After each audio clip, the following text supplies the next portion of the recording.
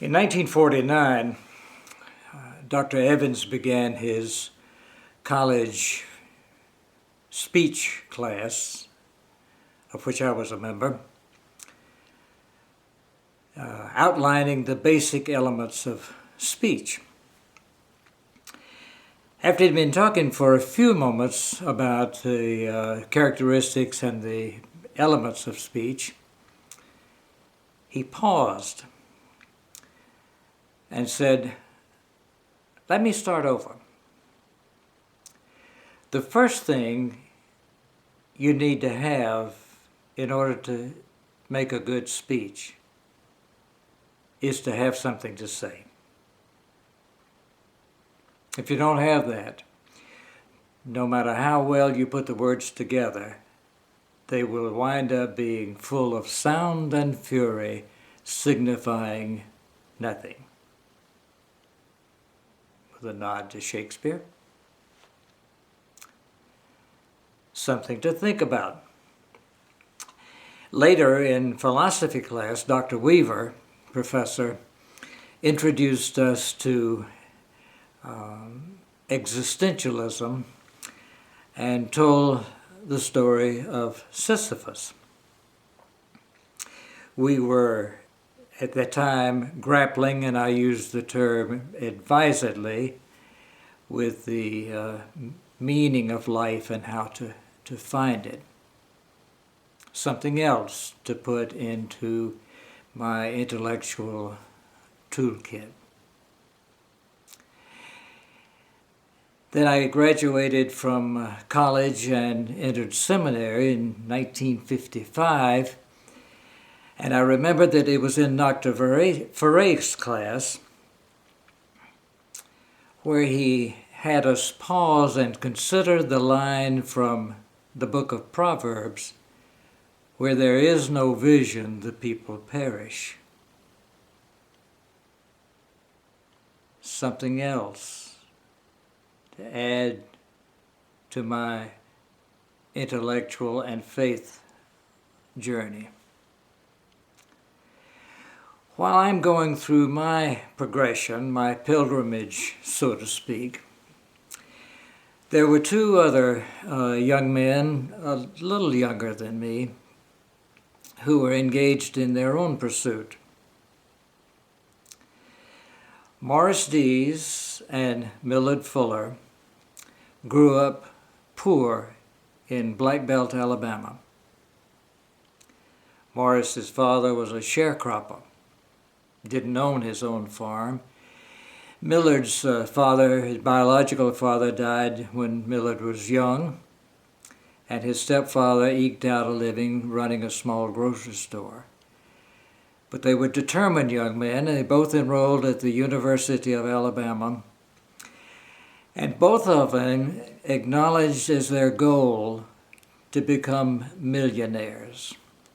I met both of them later in life and learned their story.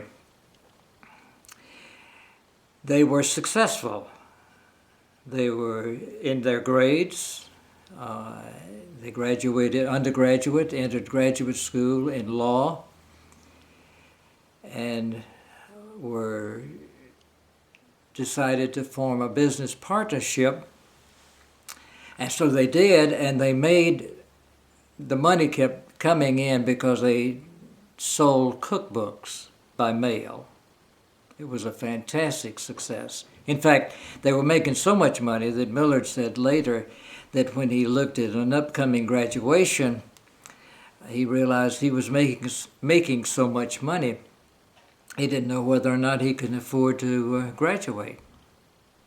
But graduate they did, both with law degrees, and they formed a law firm together.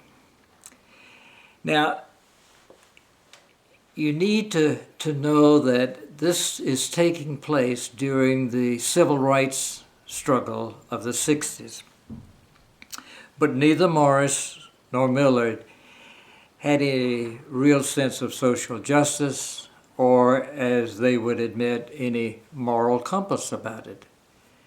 In fact, during that time, when they were getting their firm going, Morris worked for a while for George Wallace, the segregationist governor of Alabama. And both of them were on record as approving of the beating of the Freedom Riders in Birmingham, Alabama. In fact, one of their first clients, a man they defended, was a member of the Ku Klux Klan and was one of the perpetrators of that beating. But the firm prospered, and they continued to make money. So much so that Millard's report was that when he was yet 29 years old, before he had reached his 30th birthday, his bookkeeper came in one morning and said, "Well, Millard, you have now made your goal. You are now worth $1 million. And Millard said, "Fantastic." And when asked what his next goal was, he said, "Well, 10 million, of course." And his bookkeeper said, "That's not much of a goal, is it?" And it made Millard stop and think. His health was failing. His marriage, his family was falling apart. He was miserable. Very rich, but very miserable. He and Morris both realized that while they had achieved their dream, it was empty as far as meaning is concerned. And so they changed their lives. They began to take a whole different look on life. Where there is no vision, the people perish. This part of the story you will probably know or have heard. Morris went on from there to form the Southern Poverty Law Center, which was and still continues to be one of the most effective defenders of the victims of racial hatred and poverty in the United States. Millard went on to form Habitat for Humanity, which has made the dream of home ownership for the working poor a reality for thousands of people. An impressive story. My wife, Maureen, was the first president of the Habitat for Humanity board in Topeka, Kansas, and we still continue to support the Southern Poverty Law Center. Now back to Sisyphus. I mentioned it before, the story that Dr. Weaver told us. For years, on occasion, I would ask, probably as a conversation starter more than anything else, I would ask someone if they knew who Sisyphus was. And the answer I got most of the time was, no. But when I said, "Do you know the story of the man who has to roll the rock at the top of the hill only to have it come back again for eternity?" then most everyone said yes. Because that story has come to mean, for most people, meaningless, futile labor from which there is no escape.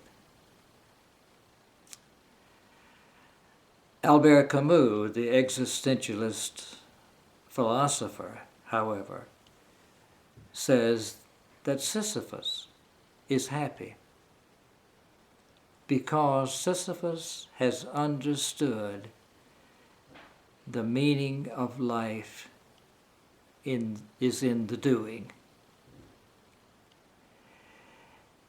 Now, I'm not about to romanticize meaningless labor and futile efforts.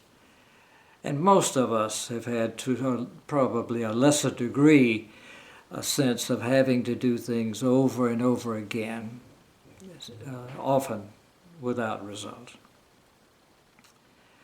But I do find some strength in knowing that there is meaning in what I am doing. Morris and Millard discovered that. I have, as I reflect on my college and seminary path, I also come back to the statement that Dr. Evans made about words being full of sound and fury signifying nothing.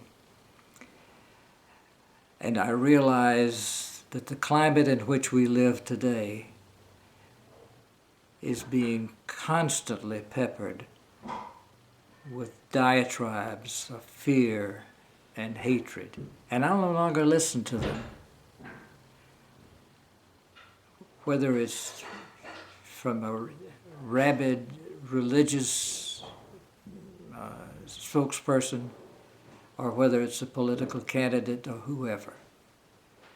I will listen not only to the dramatic and successful Morris and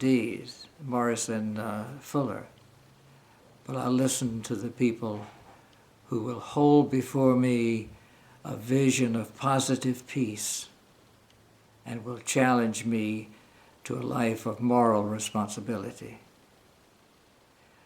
Because regardless of who I am, what I'm doing, circumstances that I'm in, I can be a part of that, a process to help bring hope and healing to our world.